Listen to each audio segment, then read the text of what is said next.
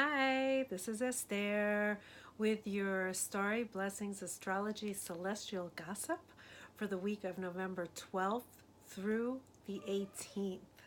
And it's been a very intense week for so many people in the country, fires and gun stuff and just craziness all over the place. So, we all need a little R&R from the madness. And there really is a lot going on this week astrologically.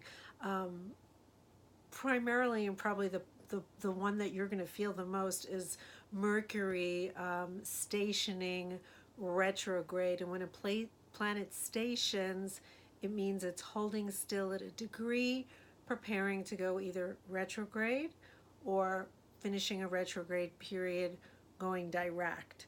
So Mercury's going retrograde this week at 13 degrees of Sagittarius, and going to be moving back through those early degrees of Sagittarius and very briefly back into Scorpio. And definitely watch my video on Mercury retrograde to get the whole shebangy bang on what that's about. I can say already I've been in the Mercury retrograde nightmare because Mercury does often affect communication, definitely our computer stuff, and I've had the trifecta of techno nightmare. I was in Best Buy, I was dealing with the Geek Squad, and I was on the telephone with Microsoft. So I'm still recovering. It was not easy. I'm not even really sure that we got resolved what the problem was, but I can't deal with it right now. So it's just how Mercury retrograde is. It's like you have to slow down, you deal with what you can deal with, and everything else will get dealt with in time. Don't try to like jam it all in and figure it all out, because it's only going to make you more nervous. And we don't need that. We're already very nervous. A lot going on. So Venus this week.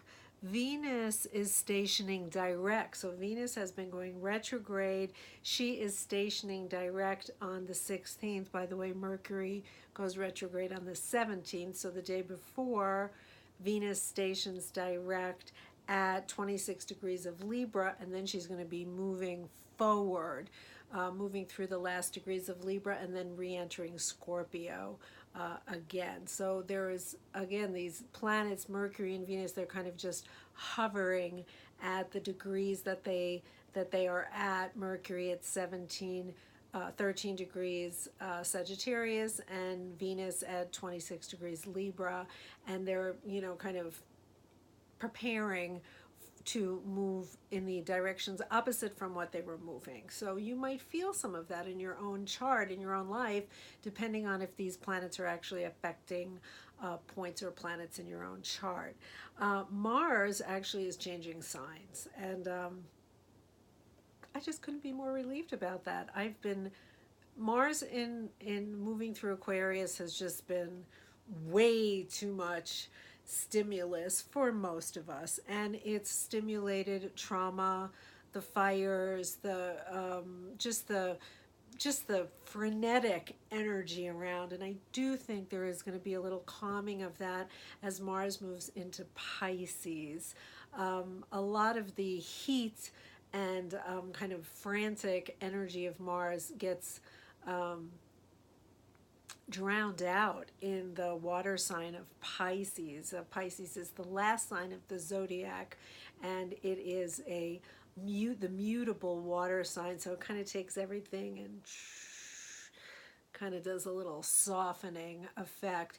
If you're trying to get stuff done, Mars and Pisces, not the best for that. It's much better for daydreaming and spending time kind of visioning for what you want, doing things in the arts for sure, doing compassionate acts. Those things will have a lot of energy behind them. But if you're really trying to get some concrete things done, while Mars enters Pisces and Mercury goes retrograde, give yourself a break. It's probably not going to happen. I mean, it's like amazing if you can make some big breakthroughs in the next month. So, take yourself off the hook there and just say, like, okay, things are slowed down right now, and I get to integrate all that's happened in the collective and perhaps personally for whatever's going on for you as an individual in the collective that is also being affected.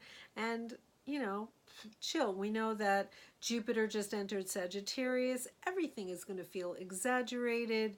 As crazy as the news has been, it could get crazier. So, you want to take time out. Mars and Pisces says take time out from the details of daily living and the must do's, and just give yourself some rest time, integration time. Like at the end of a yoga class, the most important part is the savasana, where you're just lying there like a corpse, letting the energy kind of integrate.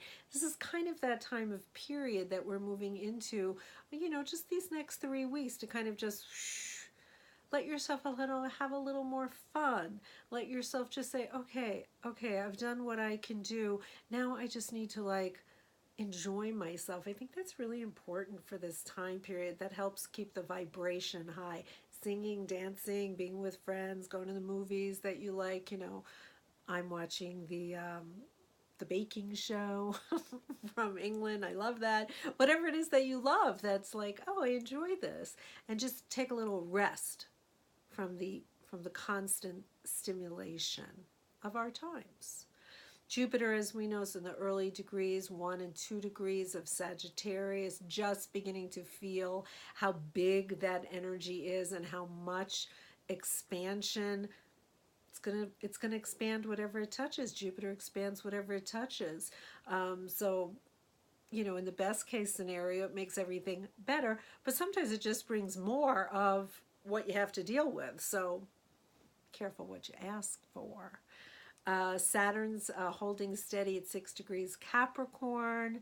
Uranus is retrograde. It's at 28 degrees Aries, and it's going to be retrograde for a few months here back in Aries. So things can be volatile. So know that things are going to be potentially volatile. What do you do to help relax yourself so you're not caught up in the frenzy? Everybody has to manage their own psychological state.